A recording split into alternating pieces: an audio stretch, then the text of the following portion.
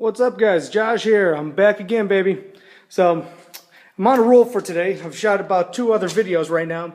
Obviously one has to be heavily edited, and yeah, pretty much I'm trying to be a one shot wonder right now. I hate editing. So this guy, I was doing a lot of blasting. I had my leaning up against this thing, obviously looking in the window, and after I finished, I had a ton of sand blowing out from this border. So that's an issue. Obviously, you're applying pressure inside the cabinet. It's shooting out every leak in every hole possible. And obviously, this thing does not seal properly. It was leaking out the frame, leaking out the seams. They give you this double stick tape type, gasket material. That doesn't do a darn thing. It really leaks like hell. So to solve that issue, I actually applied. Turn on the light, interior light. I actually applied a polyurethane sealant around the inside. I actually asked one of my other guys to do it, but yeah, you can see a little bit here. Obviously, there's a caulking, but that is it. That is the caulk job that helped seal all of this. So I asked one of my guys to apply it to all seams, every border, every seam in this thing. So good. Next thing, lighting upgrade. That little fluorescent light, that is what, the little Philips light bulb, the one that's like flat looking LED. So issues with that, the original light bar, way too dim. It did not light up this cabinet. You couldn't see a darn thing. So then I had one of these floodlight style security bulbs. Let's check that out. I'm about to trip over cords right now, so please bear with me, guys. I don't feel like tripping and falling on top of something sharp. So install the box, basic switch. It's now just a 120 volt light bulb in there. I would highly recommend using the vacuum or using some type of extractor, but I'm just using a big old wet dry vac. This guy does make a world of difference. So obviously once I start blasting in here, as long as you have that vacuum hooked up, you're not only pressurizing cabinet, but you're exhausting it. And obviously it's going to collect the dust and all the crazy nasty stuff that you don't want to have all over the place. So from there, what have I spoken about? The light fixture itself. Let's turn that off so you might be able to see this a little better.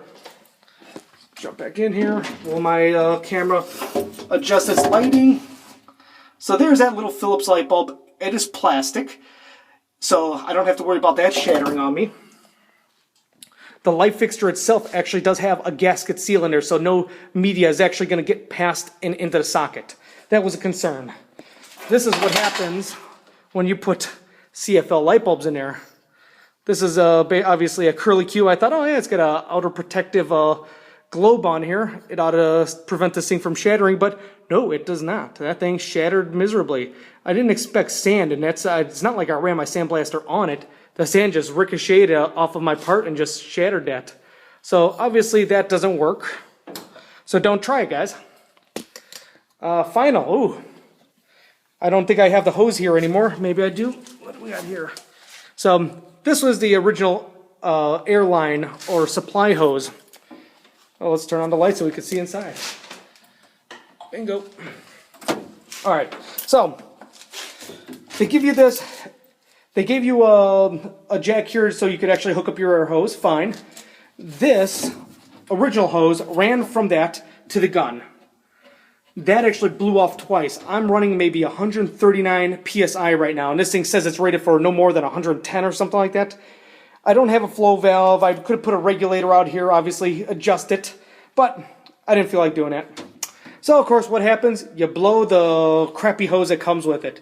First off, it blew off at the end here. All right, fix it. I just re-hose clamped it back on. Apparently I hose clamped it too well. It actually blew a hole in the side of the tube. And that's a hell of a mess, but thank God it was contained inside of its own cabinet. So what I ended up doing was finding a chunk of the same hose that I'm using as my air hose. Obviously this thing is, I think, 150 to 300 PSI rated.